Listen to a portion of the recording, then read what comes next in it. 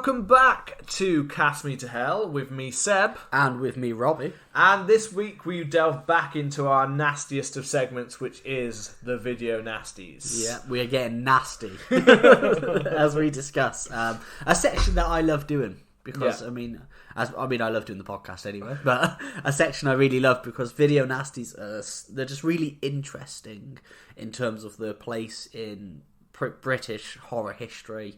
But then also the films themselves tend to be like pretty graphic, pretty weird, and I think that perfectly sums up the film that we are going to be discussing today. Mainly what Rob means is they're normally controversial, therefore they show a lot of tit. They show tit, yeah. They show tit. It's Italian, this film, so they show fucking, it's good to beat off to. Yeah. I'm going to close the blind because it's delving into that European horror. So our video nasty segment, if you have not seen them before, well, you should have. And if you haven't, well, it is all about British horror's video nasty ban of the late 70s, 80s, a little bit of the 90s. But it was all throughout where they banned different horror films for their content and even stopping them from being shown in cinemas or even denying them release in video, where some of them didn't get released until much later, or even some of them as late as like mid to early 2000s kind of releases for the first time they were ever uncut and things like that for certain films. So far we have covered films like The Last House on the Left, Evil Dead, Snuff was the most recent one. We did Nightmare in a Damaged Brain. Nightmare in a Damaged Brain. Dog Brain. I don't know why Nightmare in a Dog Brain. Nightmare in a Dog Brain. We did one of the Tobe Hooper films, Eaten Alive, which was fun. Yeah. So we've done quite an array of different directors. We've done a few, and also this is delving into our Italian horror, which we did the New York Ripper previously, which was also a video nasty. Oh, and Suspiria. And Suspiria. Yeah. So we. The conquest of Italy continues, and I will own it. We are waiting for that number one in Italy on film history on our charts. Algeria and Japan are taken, but we will conquer the world one by one in film history. Well, that's a lovely little segment into reminding people to hit that subscribe button and please leave us a lovely review. We are tackling undead forces today, and we are putting ourselves through this for your entertainment.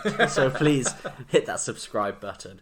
Now, we didn't realise this was a video nasty at first, and this wasn't originally planned to be an episode, but I watched it, and it was a film that I wanted to watch for a while, and I got around to watching it, and then I sent you like the poster for it, and you were like, oh, I'll watch it. Fuck it, let's do it, yeah. We found out it was a video nasty. It's quite a fun film, so we thought we'd do it. Yeah, that was after I'd even watched it. When I was kind of researching, I was like, oh, it's a video nasty. Great, we'll use that. Just the way our planning always goes. It's just like, yeah, I guess so. Let's slap that title on. Yeah. We have got some little tidbits related to its video nasty status from what I've found in certain areas, but mainly I was drawn in because Rob was mainly just telling me about a 40-year-old man that plays a child. A weird little boy. Shout out Peter Bark. I was about to say Rip, but I don't think he's dead. Not jump into your social media too early, but your social media went off the chain with this bad boy, didn't it? Yes. Twitter, anyway. The Twitter. I was about to say the X, but we don't say that around don't these say parts. that word around here. Yeah. If you are talking of porn, then do not talk of X's. Well, I said I had a bone to pick with people when we did the Killer Clowns from Outer Space. And this was the movie I was talking about. We put up what we're talking, what we're going to be discussing. We get thoughts. I put up that we're watching Burial Ground, and somehow it gets 153 likes, 33 comments, 18 retweets, and it's seen by nearly 9,000 people, which is the most that we've ever had for one of the films that we're discussing. And I'm not sure why. Like, I think it's a fun film, but it's a very weird film for people to come out in droves to. It's not like an inexplicably amazing film or anything like that. It obviously has a cult classic. And I think it is because it is. I've seen a lot of t-shirts and things that show. Is it Peter Barker that you said? Is it Peter Bark? Yeah. Yeah, Peter Bark with his face in it. I feel like there's almost a little bit of that part of the film has turned it into a little bit of almost like a meme sensation, maybe kind of thing. Like that people are obsessed with it in that way, and I'd never heard of this film until you mentioned it. I'd never seen anything about the boy man. The boy man, yeah. Who who looks like Eric Foreman to me. He does. He looks like Eric, a short Eric Foreman. He looks like Eric Foreman grown in a homunculus, you know? I saw something online where people compare him to Dario Argento and say he looks like a mini Dario Argento. And I get that. Yeah. I get it. He's got the eyes. When you look at a young Dario Haunted Argento, eyes, yeah, you know? he has that kind of face. But that's kind of one of the things he's known for. If you literally look up Peter Bark on his feet, like they don't even have clear like dates of his, but they don't know barely anything about It's him. an anonymity. It appears he was around about 25 to 28 range when he played the role of what I think is about to be a 9 or 10-year-old boy. Yeah. When he did those, which in the film's context makes total sense that it wasn't a child doing what they're doing. Not that a child's never done this kind of thing on film in certain ways before, but it's a very odd one. But like as a film, but it was better than I was expecting. When you sent it over to me, one of the things I said straight away was about like, for anyone like not sure about say European horror or things like that, and sometimes yes they can get a little bit bogged down in like certain like aspects or overtelling or being. Sometimes I find they're a bit over the top, sometimes maybe with mythology of things and things like that. They seem to think that's really important. But then you've got certain Italian horror, especially of this era, which seems to care less about character and more about just, let's just get into it. We can just make up explanations as we go. And I basically said to you, they basically replace character with sex. Yeah. Basically, if a character's fucking, that's character intention and character motivation. That's the character development, is which style do they fucking? And even for the boy, it's a bit of fucking is what his main character development is. That's it. Film. What's the stroke game like? That's all you find out about these characters, man. So Burial Ground, as it's known as, or in the original title, and I will butcher this for our Italian friends, Notti del Terrore? Terror? Or Night of Terror. Or Nights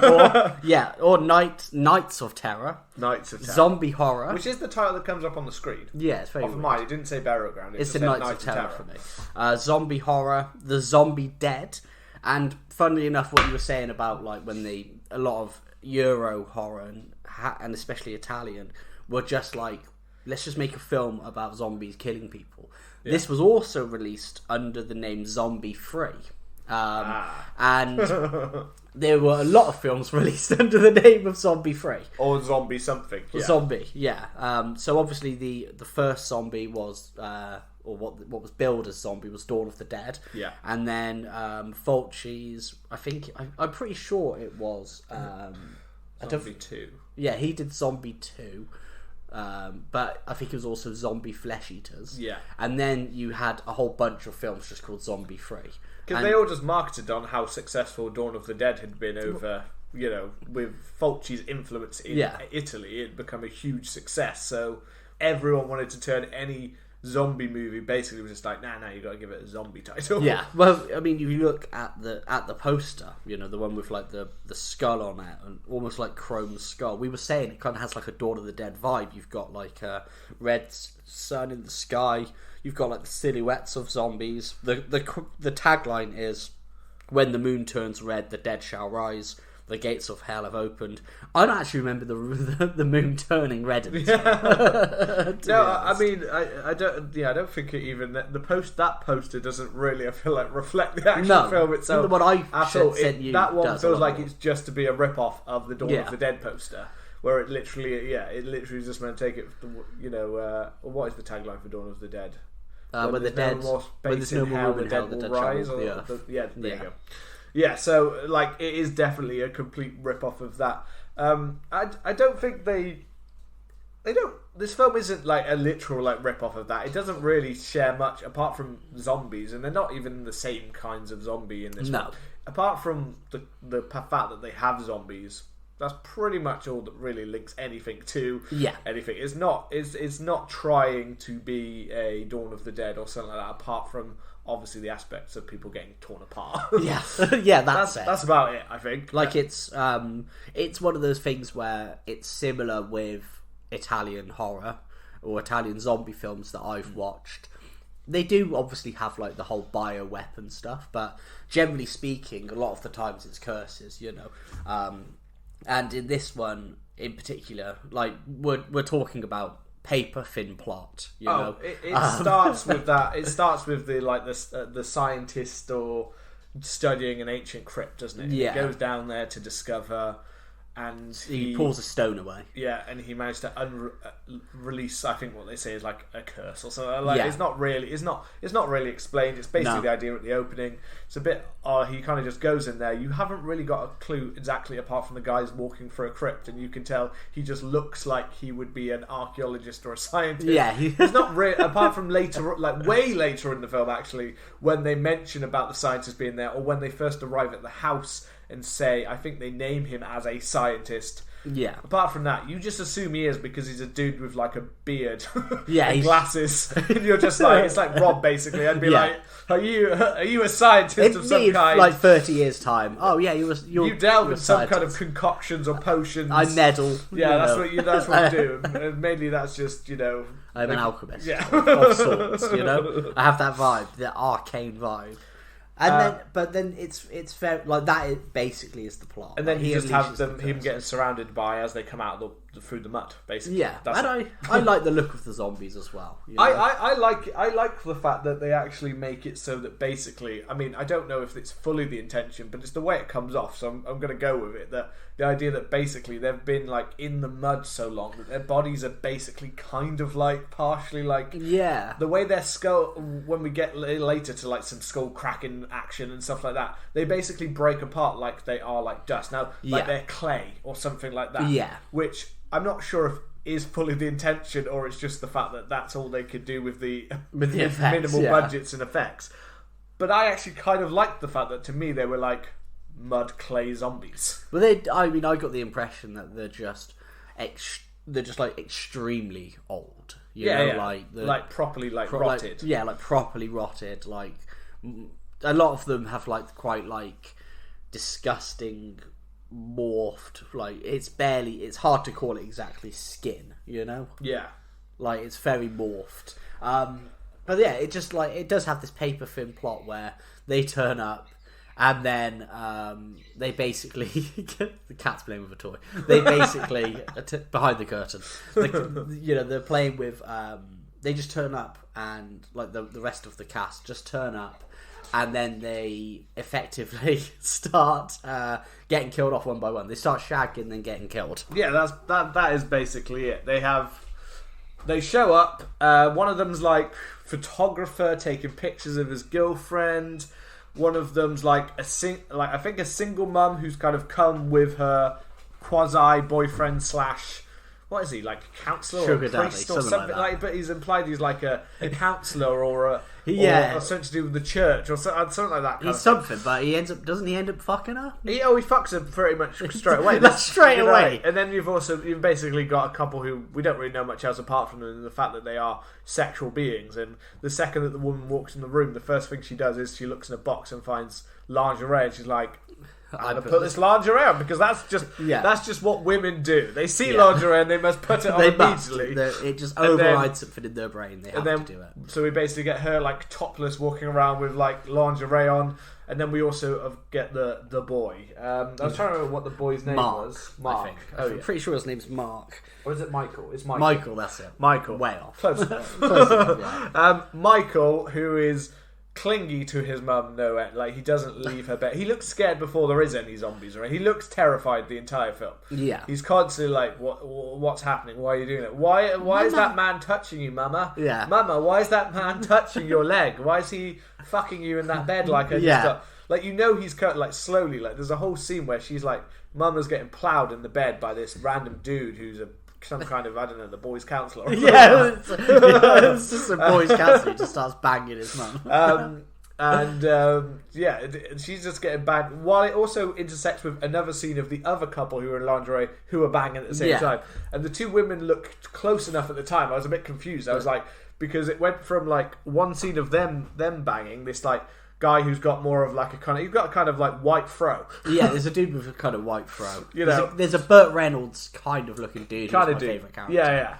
So he was ploughing. He's ploughing, and then but at the same time it cuts over to the other mother, and because the other mother's hair looks pretty identical to the other woman. Yeah. It cut, and I didn't realise. I was like, what the fuck? Is she playing two dudes? Yeah. It's like, Mummy getting two dudes? What's Michael's what? And then Michael, and then you see his shadow coming for like a really long time. It like holds on this scene of them like stopping because they hear something in the door, and then continue to plough. Yeah. And then you continue to see the door, and slowly a shadow arrives, and it's like, I was like sat there watching, like it's the boy, it's Michael. And I was like, why are we taking such a long time for him to suddenly appear at the door? And then when he finally does, it's like dun dun dun. Yeah, this isn't it. Mummy, why are you getting ploughed by that? And she like runs out of the. She doesn't even try to be like, no, it's fine. We're just lying in bed or sleeping, which seems like the easier one to go. No, she's like, I'm gonna get fully naked out of bed and run across. Oh no, my blanket flew across the room. I must go and grab it and cover my body. And oh no, cover my supple young body. What are you doing here, well, Michael? You must go back to your room, Michael. And it's I could have watched it in the plain Italian, but I decided to watch the dubbing because I just thought it was more fun. I think I watched the dub. Yeah, I preferred the dub because I thought this would just be more fun, and I'm glad I did because it's hilarious with the parts with Michael going like "Mama, Mama." Yeah, it's so like good, sounds like completely different as well. When he says "Mama," he sounds different than when he's speaking, and then when he's speaking, he still sounds like an adult. Yeah, it's really weird. Trying to lower their tone so they're not quite as raspy. Yeah. And that's kind of it. Like that's like the first. It's like plan. 10, the photographer takes his girlfriend. Oh, what was the? He takes his girlfriend out to do like a photo shoot. Yeah. After the other two have plowed, so we go from one ploughing scene to another ploughing scene. Yeah. He takes pictures. I respect it. And he's taking photographs of the blonde lass. And I don't remember the names. I don't remember think any it's of important. It's not, the plot isn't really much there, so there's no point knowing them. No. He takes photos of her, and then it has the line which I just like made me just like laugh. Was she walks away and he goes, oh, it was like a proper.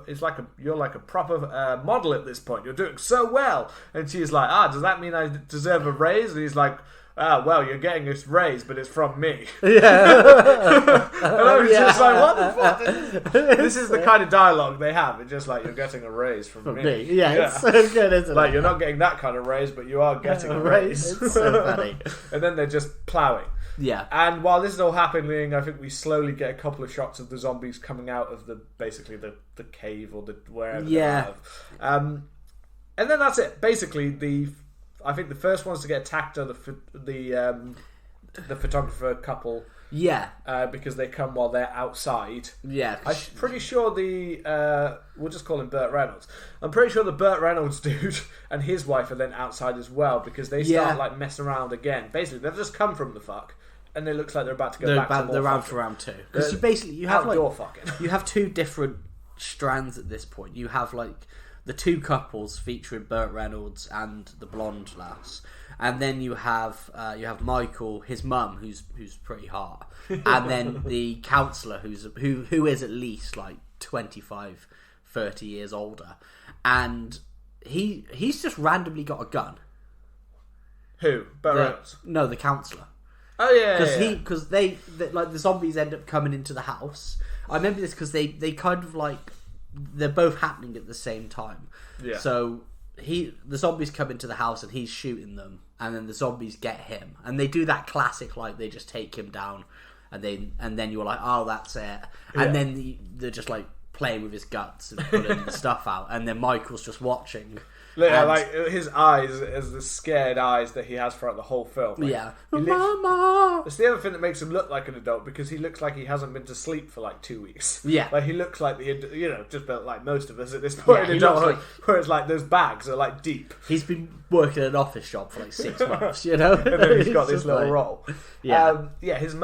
His Michael and his mum is Evelyn. Yeah, We'll point that out because we'll get to their. We will later. get to their scenes but later. It's hard to like. That's the only thing with this film is because it literally basically goes from running around for a house and then people dying, which sounds bad, but because it's kind of because it gets straight into the action and it's mainly just like survival. Yeah, it's kind of entertaining to watch because it is that kind of constant. It's very constant moving. I think while we're talking about it, we might like focus on like certain like parts about like maybe what makes it kind of controversial or like things like that, because it does feel like we're going to end up just go like, and then this death happens, and it kind of happens in this way.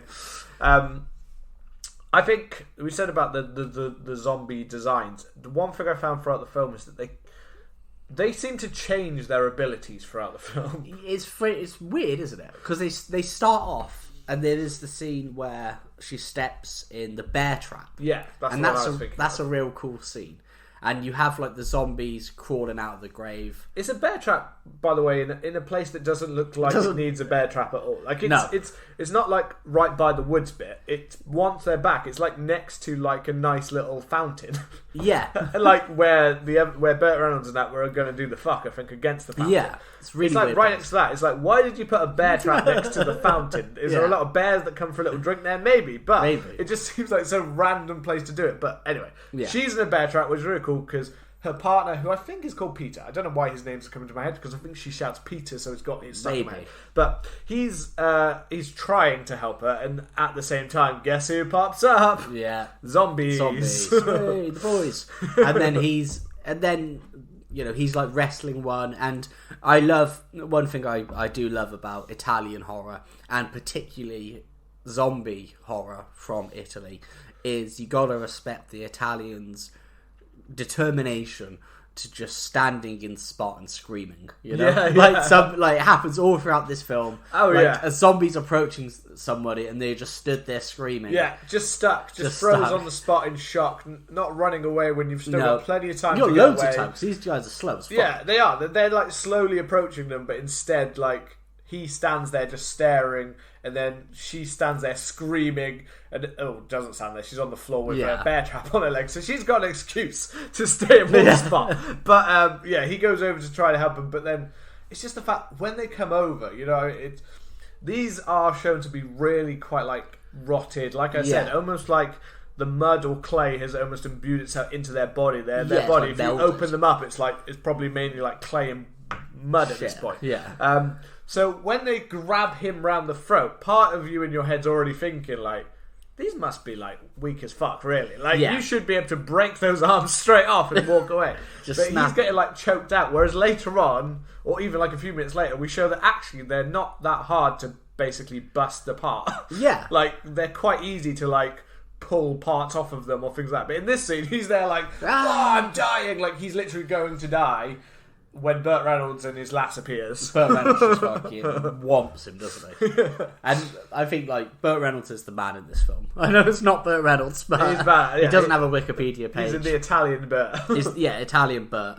There isn't even a cast list, so I can't mention who Italian Burt is. I'll try and find his name quickly whilst we talk. But going back to that's when we first get like the first scenes of where these zombies, and we don't actually know how many of them are, because when we first saw it, it only looked like 2 or 3, and then here it's only like 2 or 3, so you're not actually sure how many there are. But they start busting in, like bashing their skulls in, and like I said before, it breaks apart. Their heads kind of break like it's clay, which is obviously because these are made out of clay or paper mache. Also, Burt Reynolds is, sorry to cut in, my friend. That's okay. Burt Reynolds is Simone Mattioli. Shout out, Burt. Simone Mattioli. My boy. Carry on. Just keep calling him Burt Reynolds. Yeah, just keep calling him Burt. I know there's characters like Leslie, and I can see names, but I can't decide who is who to which part. Yeah, I'm just there like, who's this lad? Who's that? Janet, Leslie, all these guys. Michael, Evelyn. I know Michael and Evelyn's the mum and son, but that's it. The way that their skulls break apart. Now, there's a lot of things I saw about this, like online, where a lot of people say, and even at the time, they were like, the effects on this film are kind of low rent. They're not great for a budget. I'm not saying this has a huge budget, but they were like, the effects make this look shoddy at times because it literally just looks like things that are busting. But I don't know why. I found something kind of likable about the way that they're shown, because, as I said, because I think I believed in my head that basically, why do they look like poorly designed clay figures? And at the same time, in my head, I justify that by going, because they've been literally buried in mud and clay for the last thing. So I was like, that's not even necessarily their whole face. Like, it's buried under all of this shit, basically. So that's the way I justified it in my head of going, yeah, go for it. Well, they tried to add nice effects, like they had like maggots coming through the holes of the eyes. I hate maggots, man.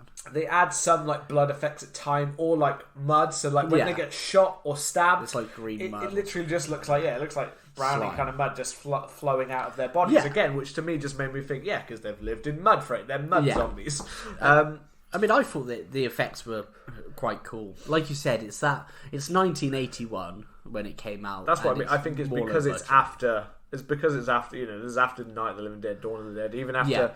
Zombie flesh eaters stuff, which I think I'd still say probably has better effects than this one does. So I can see why people are judging it, but I don't know. I think when you watch these kind of ones, I think that was maybe critics at the time, but I think when people come to watch these and they like watching these old zombie films, I don't think you're there to judge the effects. No. You know what I mean? Like, I would take this shoddy practical effect over any shitty CGI. If I think of like which one would I rather watch, this or What's the Will Smith film? Oh, Will Smith. I Am Legend. I Am Legend. The shitty zombie creatures in that, which absolutely at the time I thought they look shit, and if you watch them now, they look like absolute dog shit. Like they are so poorly done, and you're literally like you're not even like that film. Like you're literally there like. You're not even like weird looking. You're literally like you look like all you would have had to do is just put grey face paint on some people and they'd look and make them real skinny better. Like make them skinny, or just do that, or you could have just used an effect to make them slightly skinnier looking. But instead, you've made these like weird looking animated things that hang around, and you know what I mean? Yeah, no, I agree. Just shit. Is the reason that I wasn't a huge fan of that film was because I thought they fucked up the design so badly, and the ending's shit. The ending's dog shit. But anyway, back to this one is the fact I would rather watch a practical, even shoddy looking effect where someone's at least tried, instead of something that's like CGI where. A couple of years from now, it will look dog shit, but in the worst way. Yeah, I mean, my problem isn't necessarily so much with how the zombies look or the actual practical effects themselves. Like my main thing is because it's quite low budget. It's just that they end up repeating. So you see a zombie and it gets its like head crushed or it gets like battered. And then there's just another one that looks identical to it, when you look at the production value of like Dawn of the Dead, for instance, there's a lot of the background zombies are just people with blue face paint. But because there's so many of them and it's so cheap to do, you can have a crowd. You can have a crowd, and each one looks distinct, and it kind of makes it feel like this is an actual world that they're in. Whereas when you see like the same, I don't know, like maybe I think at most there's probably like 15 zombies on screen. Yeah. And when you see the same ones again, and you're pretty sure like. I watched you get your head crushed. Yeah, you're a different. Yeah. You should look vaguely different. You kind of that's when the traffic. They do have some that do look different because they have some that have seem to have different levels of the amount that they've put on the face. And stuff like that. It's so Trolls some look 2. a little bit more face. Yeah, it's Trolls 2. They've got like 3 or 4. Like the one with the maggots in the eyes. There's one which has got like a bit more of like a skeletal face. There's 3 or 4 of them that look.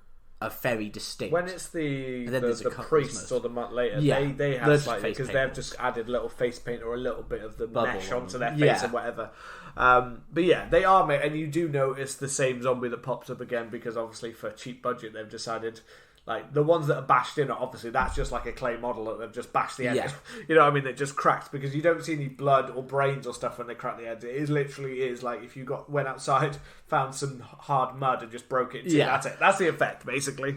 There is going to a scene that I do love, because I think this tangent started with us saying about like how the zombies change throughout the film. And once we get...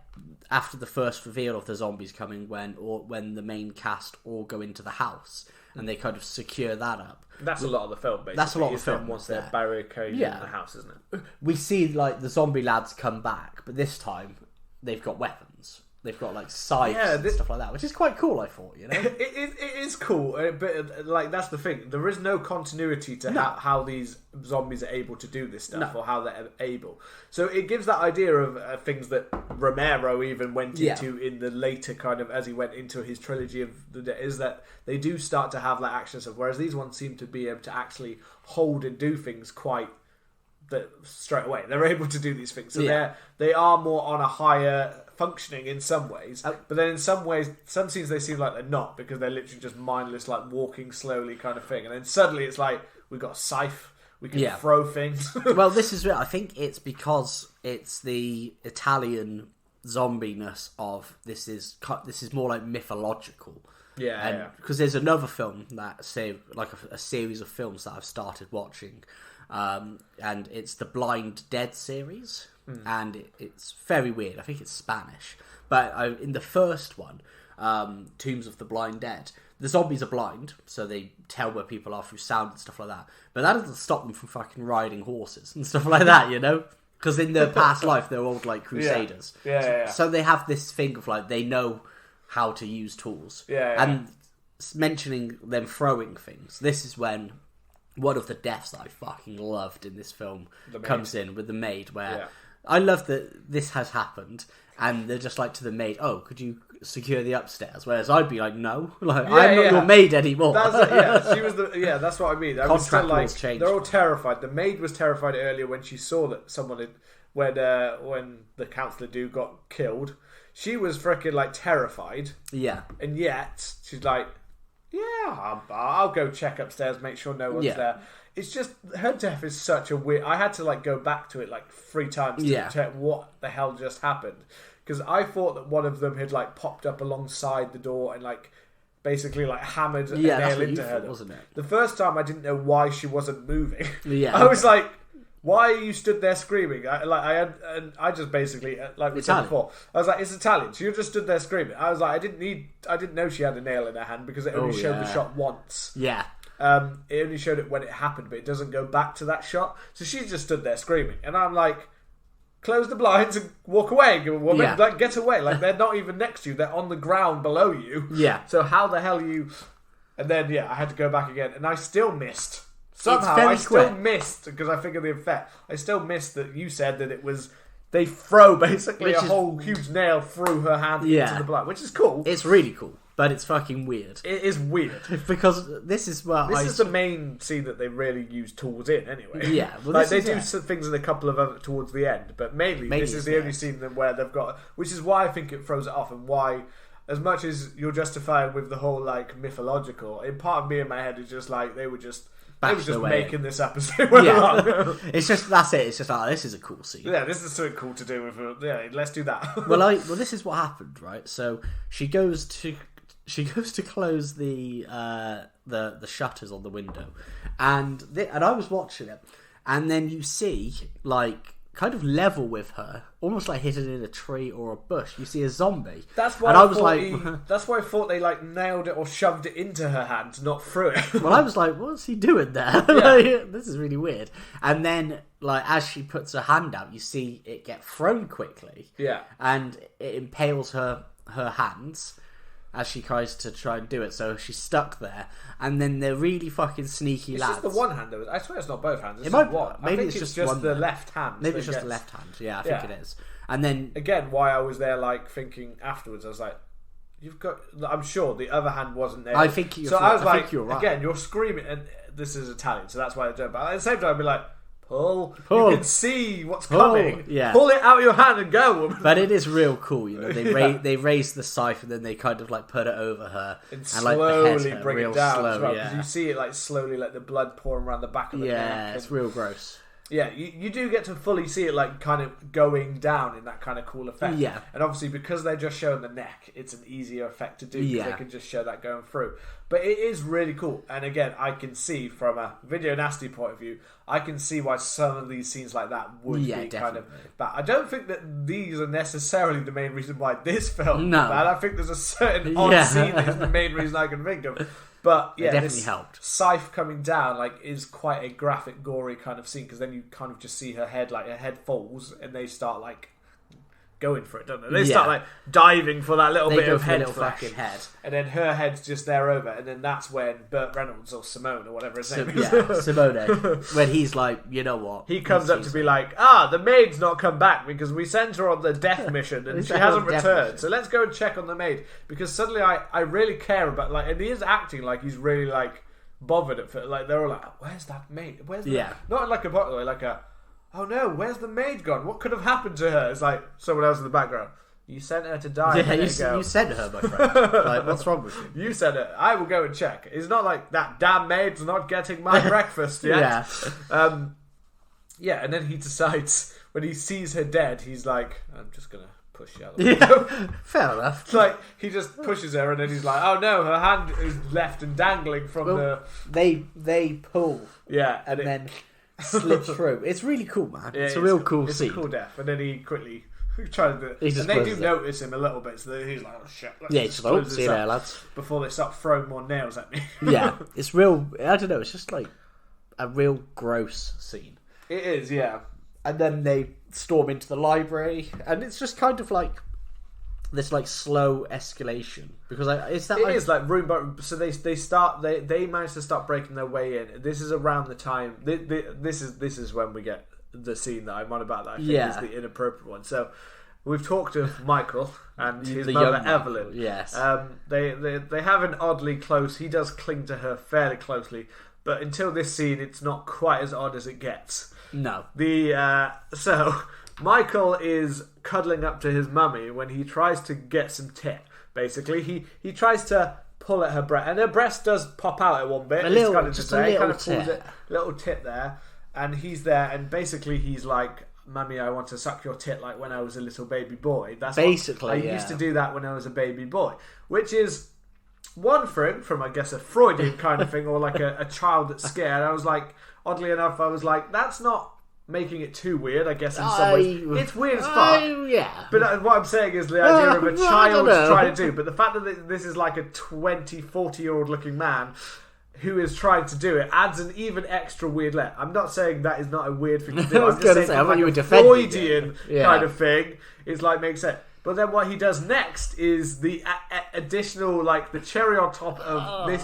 Okay, this has now gone from kind of odd to a child that doesn't understand boundaries, because he used to do it probably till what I believe is probably way too old that he was sucking on that tit. Yeah, he's pretty stuck class. Because Mummy still doesn't seem to think it's quite as weird as it is that he's trying to get a bit of tit.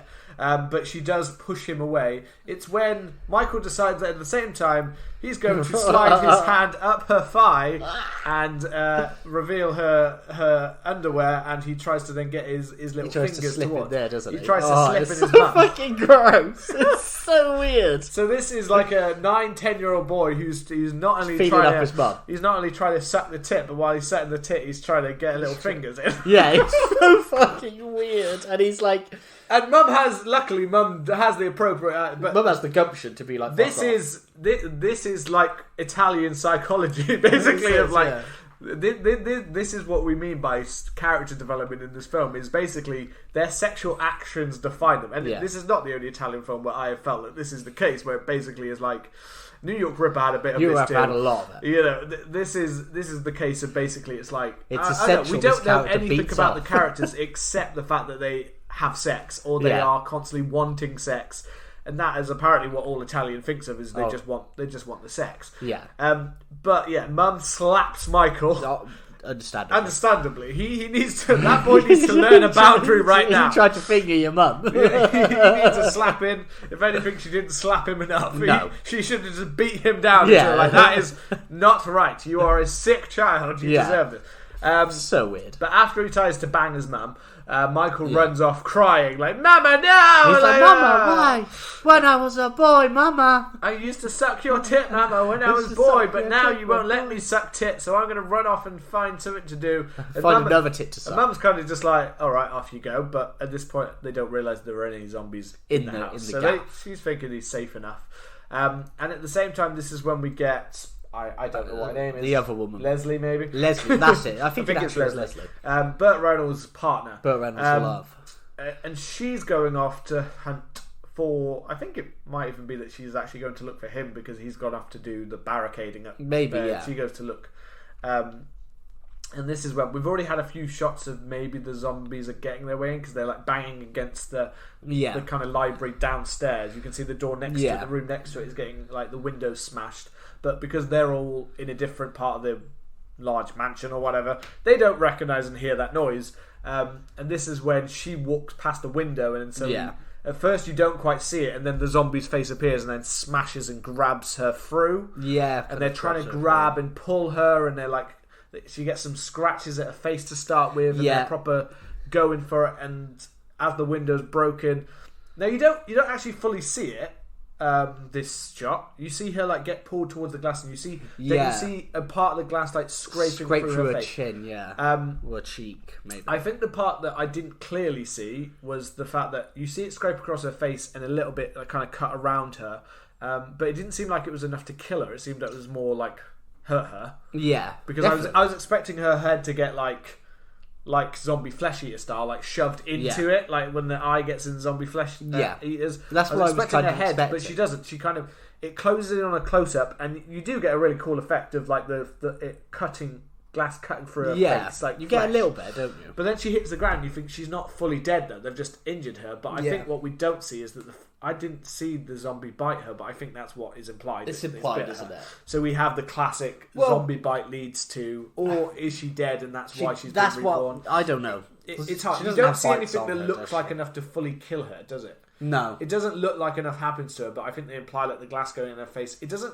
It didn't look like it went into her neck. So if it was her neck, I'd be like, yeah, okay. Yeah, it's a bit messy. It didn't. It's a bit like it was a cool shot when she is going through the glass. Yeah, it was cool, but it's just not clear enough. And then Michael finds her, and then we see that she is undead. Yeah. But Michael doesn't quite clutch on. He's like, Leslie, what are you doing? Leslie, oh, why are you lying down there? Leslie, why are you in a pool of your own blood? Yeah. Leslie, why are you coming close to me? And then the next time we see them, they're in like a bathroom in a completely different room. Yeah, so I don't know whether he ran away or she dragged him off or something. Yeah. But yeah, then she's scratched his arm. It's leg, isn't it? I think he's missing a leg. It's his arm. Oh, is it? Because it's really funny. I thought he was missing a leg. No, because you see that it's supposed to be his right arm. I think because the way in which he's lying implies that it's his arm, and she's eating it. Fully pulled it off and everything. However, when you see him later on, he's got both arms again. That's what I was at first confused because I thought, well, how are you walking? Because I thought he was missing a leg. I just thought he was missing below the knee, his leg, and then I was thinking later, how the fuck are you walking? He's supposed to be in his arm. Yeah. But so they've completely forgotten that. The continuity is not there at all. Evelyn goes searching for him and finds him like in that situation, and then she basically brains Leslie by like literally slamming her head against the bath side until this weird murky red and white goo kind of slimes down the bath. And you could see, like, looking at it through video nasty. It's not the most gruesome, but you could see it. Yeah, put it in frame of kind of when it was. Yeah, you can see why it's like, oh, it's a bit grim. It is grim, and again, it's a child who's dead on the ground. We've got to remember that, even if he is a weird little pervert, boy, he is still a child that has been like mutilated on the ground, or where she's eating parts of his body and stuff like that. Is still a shocking thing at that point in time. Would have been like, holy fuck. Yeah. Not that it hadn't already been covered in Dawn of the Dead. Did they kill a child? Night of the Living Dead. That's when they had the child in the of course. First one. There's no killing, but it does reanimate, doesn't it? Yeah, but to have the child like being eaten like that and dead, and to have the child feeling up a mum is, that's enough to earn you a good place in Video Nasty Hall of Fame. Yeah, definitely. And then, so we have the break-in into where the room. So all of the shit's going down now. The zombies start to get into the room. We have the blonde lass who is then in the library as they start to come and surround her, kind of thing.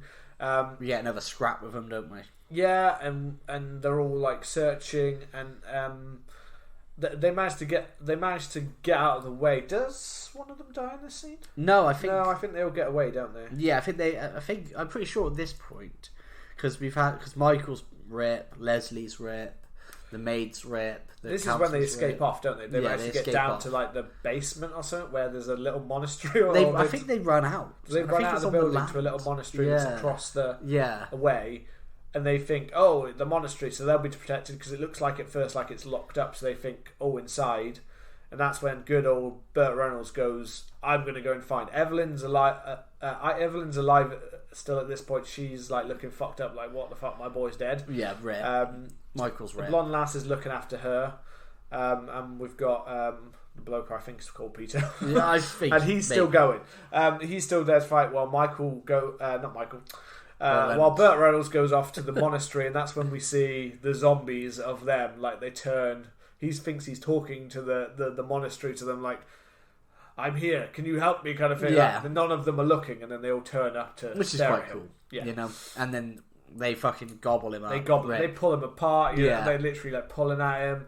That's when like Peter and Evelyn and the blonde lass go running down and like, oh my god, they're not very fast about it, I gotta be honest. They like scream and Peter's like, oh, we must go. Like me in my head thinking that the bloke should just like leg it down straight to try and help him. Yeah. But instead he's like, oh, you guys get up, come on, let's go. First. Evelyn, get the fuck up, you stupid bitch. Like, Yeah. come on, Come on. hell. Your son's dead, but fuck it, get over it. Burt Reynolds isn't He was a dead. pervert anyway. Yeah. He's trying to suck your tit. Like, and then by the time they get down there, he's already gutted. Yeah, he's fucked. So everybody eating her alive, and then that's pretty much, this is the build up to basically when they get chased right down into the very basement, don't they? Yeah, pretty much. That's it. Like Except at this point, that's when she spots Michael, because that's not in like the whole. That's in a room like to the side of it. So I think when they're like dealing with that down the room, Evelyn sees that Michael has now, for some reason, followed them into that. Yeah. Followed them across the way into the monastery, you know. Well, he's zombified now, isn't he? He is. Yeah. So he's coming He's along after and he's blood. got all his parts back somehow. Yeah, he's got his arms back. He stuck it back on, so I don't know. It's so funny. And he's coming back in, and this is when she is so, I guess, fucked up in her head. Yeah. That her child is dead, that she's trying to think about the last thing she did to him, which I guess in your head, if you can read into her all, is the idea that the last thing she did was slap her boy. Yeah, I guess. Not in the way he wanted to be slapped. Yeah. So she pulls him near because I guess she can't quite tell, and I guess she hasn't actually seen anyone in this zombie form. Yeah. She's only mainly seen the mud zombies and stuff like that kind of thing. She hasn't seen this kind of zombie necessarily. Yeah. So she thinks he's just back alive, even though he's not talking to her, saying "Mama, Mama." Yeah. It's really weird.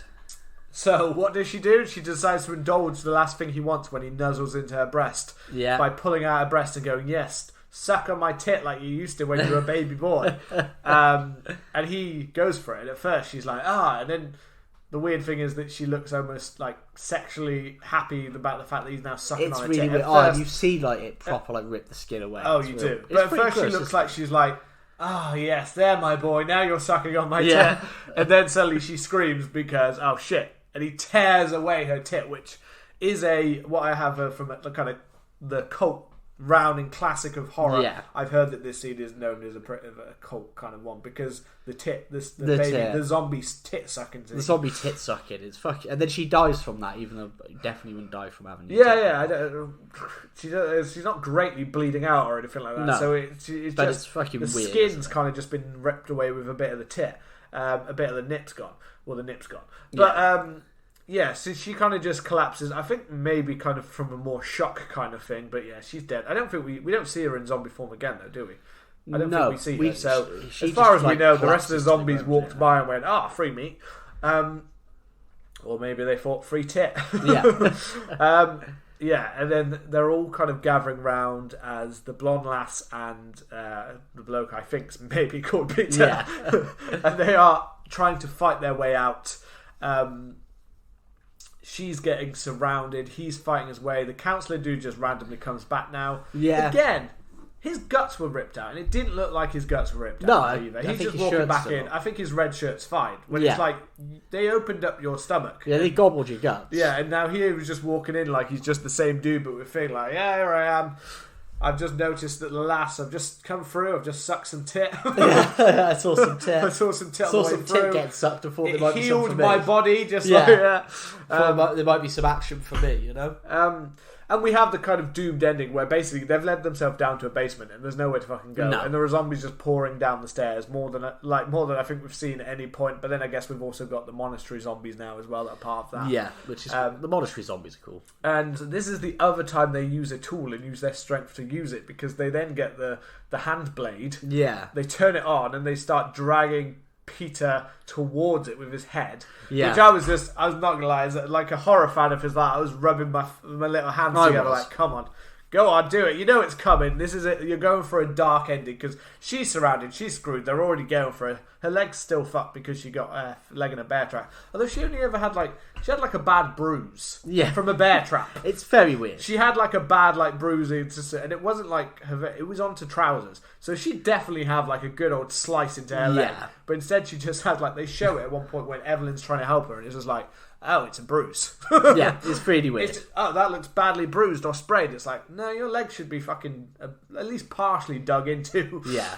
But yeah, she's surrounded. You're oh, she's basically screwed. But they're getting closer. Peter's trying to help her, but now he's getting dragged off towards the hands. For some reason, there's a power tool in the basement. In the monastery's basement. They have a lot of cutting to do. Yeah, of course. Cut that wood to build some more. I don't know. Yeah. And yeah, we kind of end on. We have his head, and then it cuts back to her, and you think, the next shot we're going to see is his face getting proper gone into. Yeah. But it ends on her screaming out loud with that dark ending, like the dark ending of They All Dies, which and I liked. Hands on her, yeah.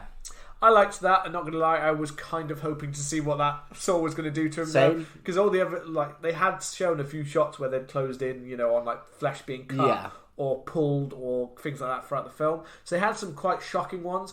And I thought this was going to be that final proper shocking death on the end to kind of seal it as I can tell why this was banned. Yeah. But no. No, we don't get to see that, sadly. It's left into your brain of his head getting sliced open. And I'm sure you can imagine that brutal death. Yeah. Then we get, as it kind of ends with, Janet's kind of, screaming and all the hands surrounding her. We get the misspelt prophecy of the black spider, which reads, "The earth shall tremble, graves shall open, they shall come among the living as messengers of death, and there shall be the nights of terror." Now this is really interesting, right? Because I got it, I read it, and I was like, that's kind of cool. I'm going to research. And the black spider was actually a Italian monk who was or Franciscan monk known as Federico Martelli, nicknamed Ragno Nero, which translates to the Black Spider. Now, he lived during the 14th century, and a book of his was discovered that was called the Eternal Book, and it predates kind of Nostradamus and his predictions. Okay. However, there are some actual predictions in there. So, it's really weird, but part of it is that the book is, and why he calls himself the Black Spider, is that he is supposed to try and catch the flies that kind of are stuff like disasters, infections, diseases and stuff. And his idea is that he saw the visions, he wrote the book so that humanity knew which paths not to take. And it's really weird. So, looking through some of his stuff, one of the things is there's a terrible tyrant, and he will come down from the mountain and blew smoke out of his mouth, and a black shadow that covered a third of humanity, which is supposed to be Stalin. He said. I believe somebody said a terrible bloody wind is forming in the middle of Europe. Like a spider, it will crawl on three sides, the west, south and east, and will last 7 years. People are like, ooh, World War II lasted 6 years. At the end of the 20th century, the whole world will worship Satan. This is a bit weird. Many white people will be seduced by this religion. Tartaria will become the main centre of seduction. And that's what he calls Russia, apparently. He describes a black mushroom that will be taller than human growth, and 3 terrible explosions. 2 of them are on the land where the goddess Aurora is born, who's the goddess of the dawn, and what people are like, ooh, the land of the rising sun. And everybody remembers Hiroshima and Nagasaki. The third is supposed to be Tartaria. which they're like, oh, maybe it's Chernobyl, even though I think that was in Ukraine. So it's all really weird, and there's more stuff in there. The voice of the Prince of Darkness, but it's, I don't know. I was really interested because I was like, oh, so that guy did actually exist, and he wrote this book, but he never actually said that quote. They just made that up. They just made it up to fit in with their film. And as you said, it was misspelt as well. It's misspelt. Yeah. Which is quite funny. Which is what I was staring at the end, like, that's not how you spell it. But I was like, wait a sec, this should have been Italian. So is that what it actually would have said? Or have you translated it completely wrong into this? I was like, okay, I don't know. I don't know why that was. But that's an interesting tidbit. Little tidbit for you. There you go. Your tidbits are improving. Yes, they are. To get to the video nasty now, that's interesting because, again, any link with that kind of dark arts kind of part is not going to be well received. Now, obviously in the UK, BBFC is the main body that was in charge of kind of deciding who does or doesn't get releases, who gets theoretical. Some films wouldn't have got theoretical release. And this one's a hard one. Because it's not that clear. That's one part that's not that clear. It seems as though it didn't get a theoretical release at all. No. Maybe that's because it was, but it doesn't say it was banned or anything. So it could just be the fact that this was Italian horror, and at that point in the UK, they just wouldn't have had any interest in having it. Which is fine. So that's. I don't think this is a case of a UK ban. It's not as big as some of the ones. Sometimes when we've done these, it is just a case of, this was banned for this certain reason or fell within those rules, so it didn't get there. This is one of those that just falls into that. Because it has scenes, and I think mainly, I gotta be honest, it mainly is the Peter Barker Michael scenes. I think are the main reasons. That and the maid decapitation. Yeah. Those are the two. I think those kind of parts, those bloody or gory, or maybe stuff like the maggots and stuff, does offend in some ways.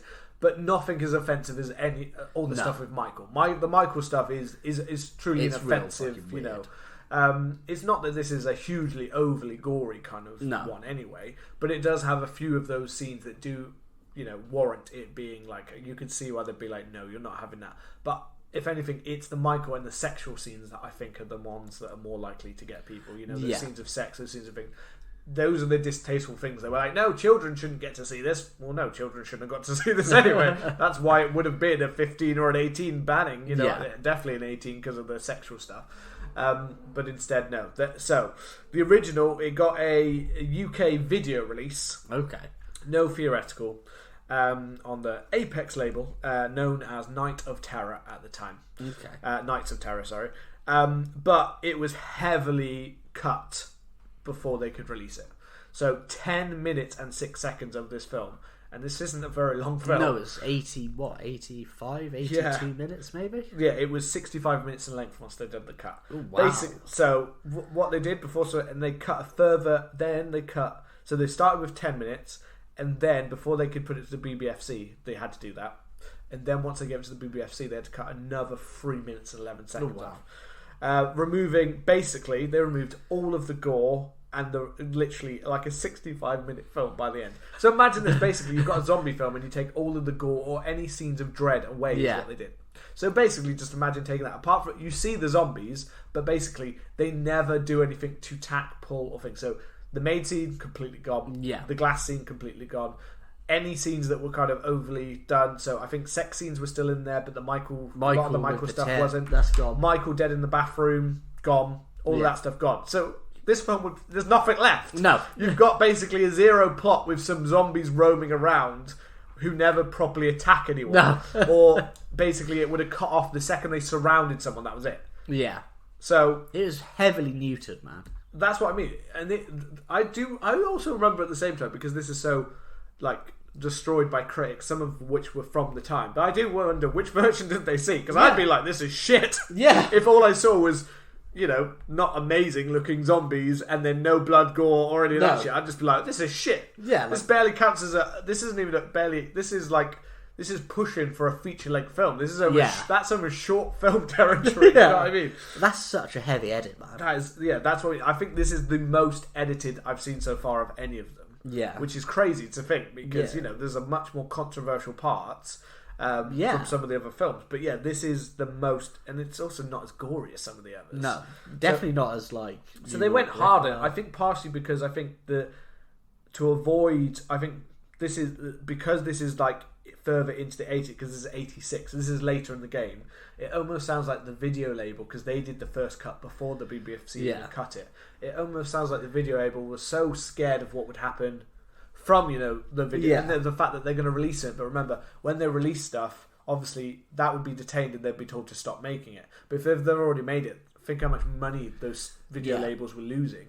So you could imagine probably by a certain point in the 80s, they were like, well, we're not going to release it to then get banned and lose all of our money. Yeah. So they probably got... So this isn't one that made it to like the black light market kind of ones where they were selling it for like hundreds behind, because they did release it, but they'd released it as such a shitty cut. Just absolutely...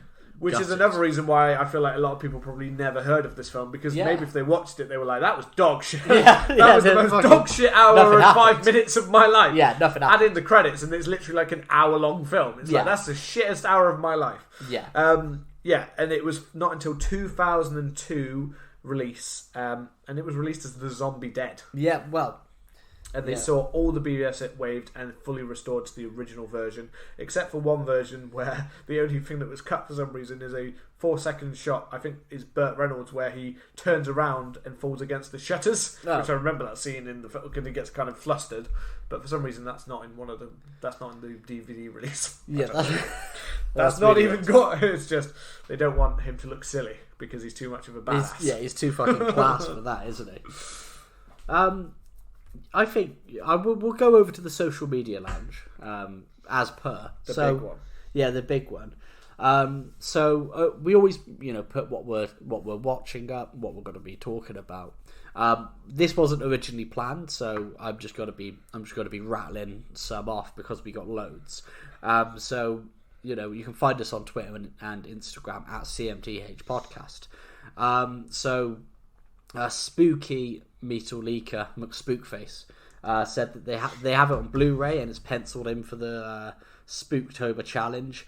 Interestingly enough, I said it's right up my street, and fingers crossed I can convince Seb to check it out. And they sent the back of the box and the slip cover, which to try and entice you. Sicilian Strieger said the constant screaming in this one was aggravating, and I was like, yeah, that's what they do. There were loads, man. Todd and the Book of Pure Evil said this one will change your life. Every event going forward will be described as having happened pre-burial ground or post-burial ground, with a nice gif of Peter Bark waking up. Classic scene. Yeah, there was about 35, 40 replies to it. One of them, somebody said read them all out there for the rest of the podcast. Well, one person sent me Gina Gass, who I think was the blonde woman, and Peter Bark on early 80s disco TV show, which I think is them dancing. So we'll watch that after. And there was a lot of love for this film, I hate the guy who's supposed to be playing the lady's son, breastfeeding at 40. And some sick emojis, I mean, you were almost horrified at the response, the fact that this film got that response, and a film that, I mean, not so much for me, but you definitely loved Mouth of Madness, and you were like, how has Mouth of Madness got no love? No. And yet, this random ass film that I just picked up on the middle of a street, like in the middle of a streaming site, like, I'm just gonna give it a go, and everybody's gone insane. Our most popular movie, more so than even like Killer Clowns, which we know is a cult classic kind of thing. But yeah, you looked a bit like what? Why aren't they give love? I want you to justify my love of Mouth of Madness by showing me that love. But instead they were like, no, we'll watch this heavily overly edited film that we may have seen in its original cut that's terrible. Well, instead, a lot of people did have the burial grounds, the one that we watched. And one person even said that they got it as a DVD, got it given to it by a cheap, cheap one, and it was The Zombie Dead. So that must have been the first one that was passed. I can imagine this being on that like shelf you used to look at of basically like when DVDs were like at their peak, and it was like you're paying like 15-20 quid for a DVD.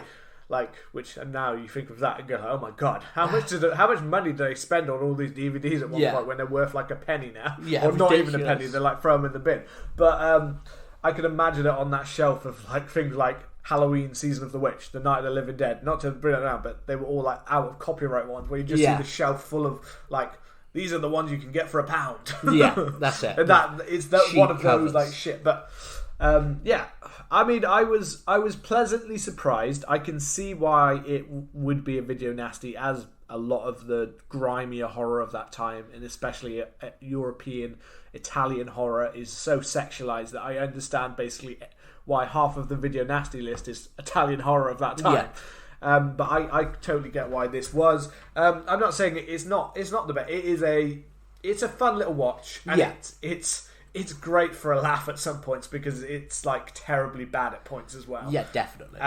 But it's fun. If it had been bogged down by, if anything, if it had been bogged down by a lot more character, as in having some actual character choices or something more to the plot, then I probably would be like, oh, that was probably not great. But because it basically just gets straight into it, there's not really much to hate in that way about it. You know, you can say things all day about the effects, but they are what they are. They're enjoyable enough to me. I got them kind of thing. I was like, yeah, they're cool enough. You know, they're not great. They do look like something that you could basically give some children some some clay and some paper mache, and they'll make something similar on their face, kind of thing. But you know, it was an enjoyable little treat. I would suggest, if you haven't seen it, which it sounds like from Twitter you all have. Yeah.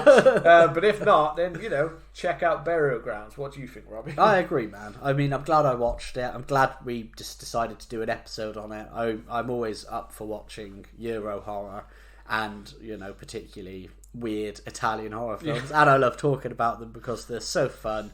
They're so wacky and they're so weird. And that's kind of how I would describe this film. I completely agree with you in terms of if there was like much more exploring of a plot, or if there was much more character development besides I'm going to fill my mum up and I'm going to try and just like have sex all the time, it would kind of bog it down a little bit. You would question it. Yeah. You'd start to question this film like, why are you trying to be so serious on me when you're obviously just basically trying to be a cheap horror? Yeah.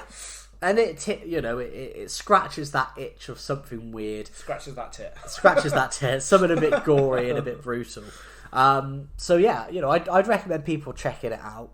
And as always, before we end, you know, come and let us know your thoughts on Burial Ground if you haven't already. Like I said, amazed that so many people responded to that post.